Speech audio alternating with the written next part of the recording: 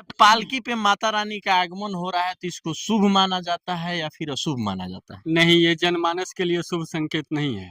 जनमानस के लिए शुभ संकेत जी नहीं नहीं। है। बहुत सारे लोग हैं जो एक दिन नवरात्रि करते हैं, फिर 3 दिन भी करते हैं और उसके बाद छोड़ देते हैं। 9 दिन नहीं करते हैं। आखिर नवरात्रि करने का मतलब क्या है? पूरा 9 दिन करना चाहिए या फिर एक दिन या फिर 3 दिन? मतलब अब पूजा भी कहीं ना कहीं डिजिटल तरीके से हो सकता है। बिल्कुल। अच्छा, एक चीज बताइए, जी। आपका सवाल है कि डिजिटल राजनीतिक उथल पुथल ज्यादा मचेगा। ज्यादा मचेगा। जी, ज्यादा मचेगा। मतलब क्या बोलते हैं, काट मार टाइप का कुछ होता है ना, जैसे विद्रोह, उत्पात, ये सब जोग संजोग होने की संभावना। 9 दिन में 9 रूपों की पूजा की जाती है। जी। जैसे इसका श्लोक है, प्रथमम शैलपुत्रीश्च, द्वितीय ब्रह्मचारिणी, तृतीय चंद्र घंटेति कुष्मांडेति, चतुर्थकम पंचमम स्कंद मातेति, षष्ठम कात्यायत जननीति च। देखिए, आज के समय में चाहे भोजन हो या फलाहार हो, कोई शुद्ध नहीं है। जी। कोई शुद्ध है? नहीं नहीं, कम चांस में ही मिलता है। माने 1% शुद्ध मिल सकता है। जी। वो भी अगर अपने घर का गाय है, भैंस है, तो उसका दूध दही शुद्ध मिल सकता है। क्योंकि नवरात्रि के 8वें दिन हम लोग अन्नपूर्णा परिक्रमा, अन्नपूर्णा पूजन भी करते हैं। जी। ठीक है। इसका भी श्लोक है कि अन्नपूर्णे सदा पूर्णे शंकर प्राण वल्लभे ज्ञान वैराग्य सिद्ध्यर्थम भिक्षाम देहि च। नमस्कार, आप देख रहे हैं देहाती मीडिया और मैं अभी आचार्य संतोष महाराज जी के पास मौजूद हूँ। आज महाराज जी से हम लोग बात करेंगे शारदीय नवरात्र के बारे में कि आखिर जो माता जी हैं, माता रानी अब की बार शारदीय नवरात्र में किस सवारी से उनका आगमन हो रहा है। बहुत सारी बातों पे शारदीय नवरात्र के बारे में चर्चा करेंगे और जानेंगे और आप लोगों के पास पहुंचाने का हम प्रयास करेंगे। स्वागत है महाराज जी। आपका भी बहुत बहुत स्वागत है और धन्यवाद, और आपके दर्शकों को भी मेरे तरफ से हरिओम, जय श्री राधे, जय माता दी। अच्छा महाराज जी, सबसे पहली बात है कि जो शारदीय नवरात्र स्टार्ट हो रहा है, इसका समय कब है? देखिए, इस वर्ष शारदीय नवरात्र का शुभारंभ 3 अक्टूबर 2024 से जी। रोज गुरुवार को हो रहा है। हो जी रहा है। जी। अच्छा, समय कब निर्धारित किया गया है? समय उस दिन प्रातः काल से ही, चूंकि गुरुवार को शारदीय नवरात्र का जब शुभारंभ हो रहा है, तो उस दिन प्रातः काल से ही शारदीय नवरात्र आरंभ हो जाएगा। अच्छा, माता रानी का आगमन कब हो रहा है? माता रानी का आगमन सुबह में प्रातः काल ब्रह्म मुहूर्त बेला में हो रहा है। ठीक है। अच्छा अच्छा। और इस वर्ष माता रानी का आगमन डोली यानी पालकी पे हो रहा है।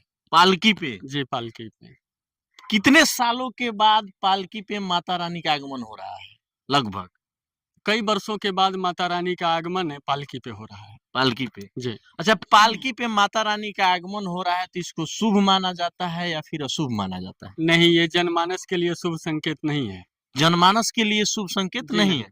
चूंकि जनमानस और राजनैतिक उथल पुथल के साथ में, चूंकि जब माता का आगमन डोली पे होता है ना, तो स्पष्ट लिखा हुआ है कि डोली पे यानी पालकी पे जब माँ का आगमन होता है, जी। तो मरणम ध्रुवम।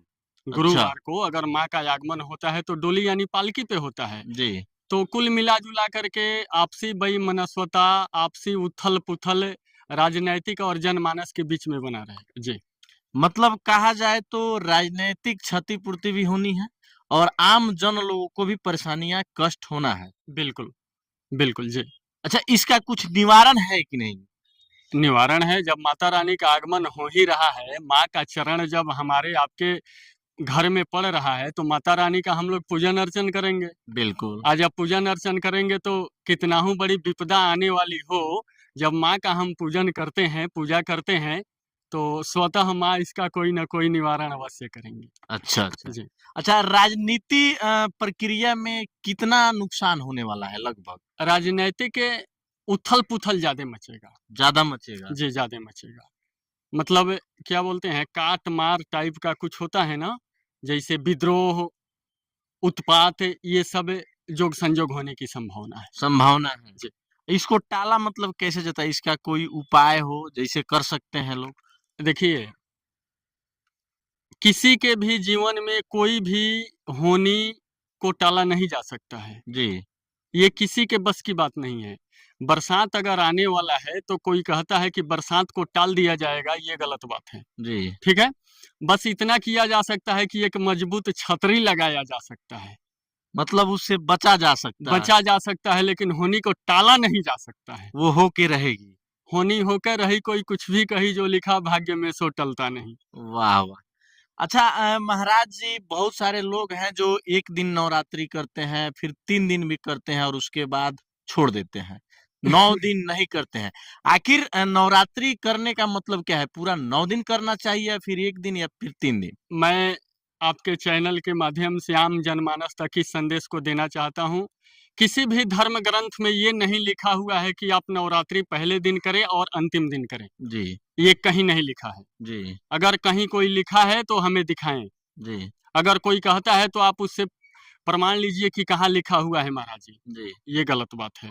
मान लीजिए किसी बच्चे का एडमिशन हम पहले क्लास में करा दिए जी और उसका पढ़ाई छोड़ा दिए, जी फिर हम मैट्रिक में सर से जाके बोलते हैं कि सर हमारा बचवा के मैट्रिक में एडमिशन करवा के मैट्रिक पास करवा दीजिए। आप बताइए कि क्या वो मैट्रिक पास हो सकता है? नहीं हो सकता है। तो आप कैसे अनुमान लगा लिए? देवी देवता मूर्ख हैं क्या? नहीं, तो बहुत फिर सारे लोग जो है एक दिन नवरात्रि करके फिर छोड़ देते हैं, ये 3 दिन भी करके छोड़ नहीं, देते ये हैं। गलत बात है। गलत बात करना है तो लगातार 9 दिन का 9 दिन करना है। जी, है। नहीं तो नहीं कीजिए नहीं कीजिए एकदम। एकदम। अच्छा इस नवरात्रि में, शारदीय नवरात्र में माँ का कितना रूप होने वाला है अब की बार? माँ का देखिए, ये नवरात्रि है ना, 9 दिन में 9 रूपों की पूजा की जाती है। जी जैसे इसका श्लोक है, प्रथमम शैलपुत्रीश्च द्वितीय ब्रह्मचारिणी तृतीय चंद्रघंटेति कुष्मांडेति चतुर्थकम पंचमम स्कंद मातेति षष्ठम कात्यायत जननीति च सप्तमम कालरात्रिति महागौरीति चाष्टमम नवमम सिद्धिदात्री च नौ दुर्गा प्रकीर्तिता। मतलब 9 रूप का वर्णन आ जाता है जी इसमें। जी। पहले दिन शैलपुत्री का, द्वितीय दिन ब्रह्मचारिणी का, तृतीय दिन चंद्रघंटा का, चौथे दिन कुष्मांडा का, पांचवें दिन स्कंद माता का, छठे दिन कात्यायनी माता का, सातवें दिन कालरात्रि का, आठवें दिन लक्ष्मी माता का और नव दुर्गा का 9वें दिन। अच्छा गुरुजी एक और बात बताइए कि जो लोग भी भक्त लोग होते हैं जो नवरात्रि करते हैं, उनको फलाहार किस टाइप का करना चाहिए? या भोजन करना चाहिए या फिर फलाहार करना चाहिए? देखिए, आज के समय में चाहे भोजन हो या फलाहार हो, कोई शुद्ध नहीं है। जी। कोई शुद्ध है? नहीं, कम चांस में ही मिलता है।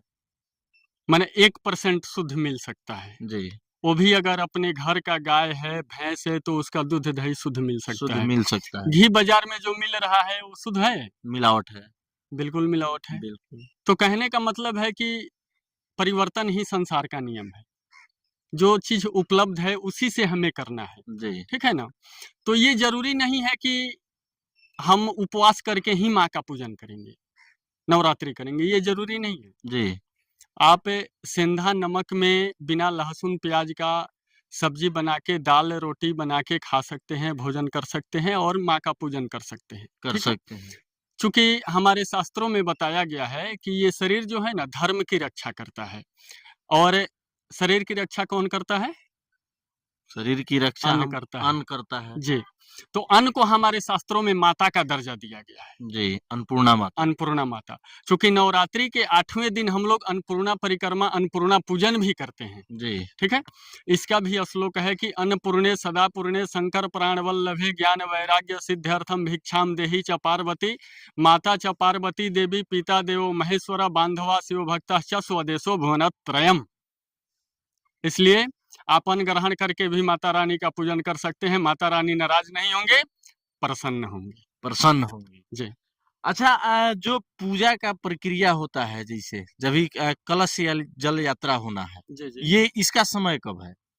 प्रथम दिन ही प्रातः प्रथम काल, जी, 6:15 बजे से। 6:15 जी। से। अच्छा जो पूजा देखिए की। उस दिन, इसमें एक शब्द मैं और कहना चाहूंगा।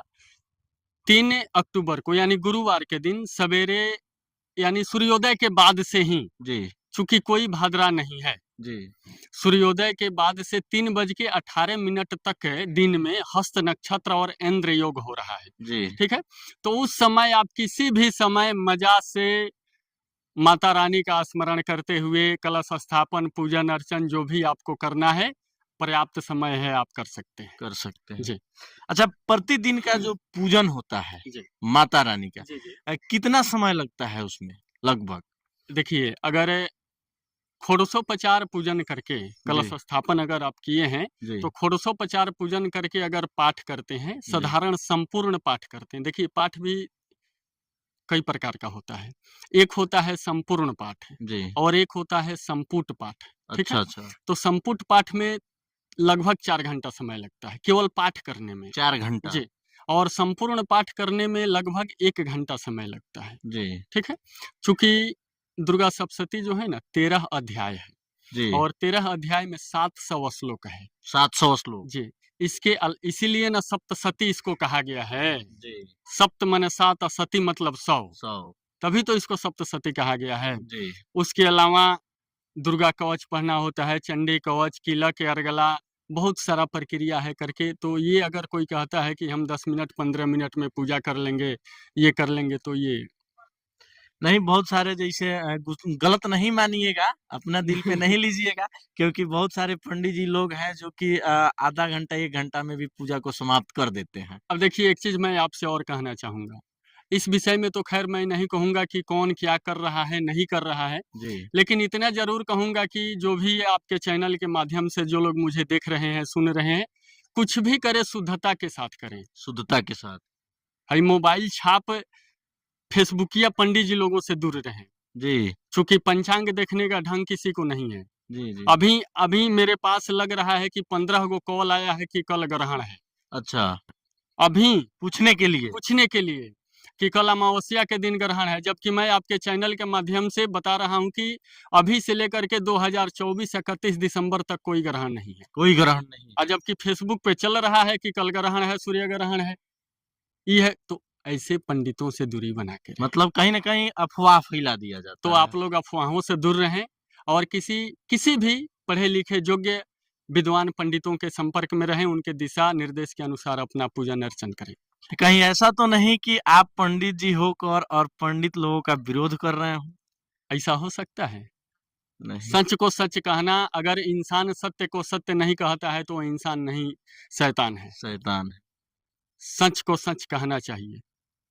अच्छा गुरुजी एक बात और बताइए कि जहाँ पे बहुत सारे लोग हर जगह पूजा की जा रही है, जी, जहाँ पंडित जी लोग मौजूद नहीं हैं, जी, उपलब्ध जी। नहीं है, वहाँ पे कैसे पूजा किया जा सकता है, संपन्न किया जा सकता है? देखिए, आजकल तकनीक इतना ना विकसित हो चुका है, टेक्नोलॉजी इतना ना डेवलप हो चुका है कि सब कुछ लगभग मोबाइल पे उपलब्ध है अच्छा। और उसमें भी कोई योग्य ब्राह्मण ही बोल रहा है। जी। तो आप उसके दिशा निर्देश के अनुसार भी अपना पूजन अर्चन पूर्ण कर सकते हैं। मतलब अब पूजा भी कहीं न कहीं डिजिटल तरीके से हो सकता है। बिल्कुल। अच्छा एक चीज़ बताइए, जी। आपका सवाल है कि डिजिटल, हम लोग मंदिर में लाउड स्पीकर के माध्यम से भजन बजाते हैं, जी, बजाते हैं, बजाते हैं। गुलशन कुमार का भजन बजाते हैं, बिल्कुल, तो डिजिटल नहीं है? बिल्कुल डिजिटल है। आज गुलशन कुमार इस दुनिया में नहीं है, अगर हम कहें कि नहीं गुलशन कुमार आ करके घर-घर मंदिरवा में गाना गाएँगे, जी। ये संभव है? नहीं।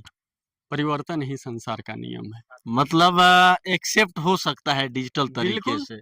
बिल्कुल। अच्छा एक लास्ट सवाल बताते चलिए कि इस शारदीय नवरात्र में कौन-सी राशि जो है सबसे बेहतर होना है? देखिए इस वर्ष वृष राशि जी, और सिंह राशि, जी, कुंभ राशि और मेष राशि, जी। ये उत्तम फलदायी है और बाकी राशि वालों के लिए भी ये शारदीय नवरात्र शुभ फलकारक है, शुभ फलदायी है। चलते-चलते भक्तजनों को क्या कहिएगा? देखिए, आपके चैनल के माध्यम से एक चीज़ मैं आपको बताना चाहता हूँ कि आजकल कथा तो घर-घर राम की हो रही है, लेकिन जन्म रावणों का हो रहा है। जी, जिस कन्याओं को हम लोग पूजन करते हैं नवरात्रि में, उसी के साथ आज देख रहे हैं अपने देश में अत्याचार हो रहा है। अत्याचार हो रहा है, तो कम से कम इसको रोका जाए। चलिए हमारे साथ थे आचार्य संतोष महाराज जी जो कि शारदीय नवरात्र के बारे में पूर्ण तरीके से सारा चीजों को बताए कैसे पूजा किया जाता है कैसे संपूर्ण होता है। बाकी आप लोग क्या सोचते हैं अपनी प्रतिक्रिया कमेंट सेक्शन में जरूर दीजिएगा।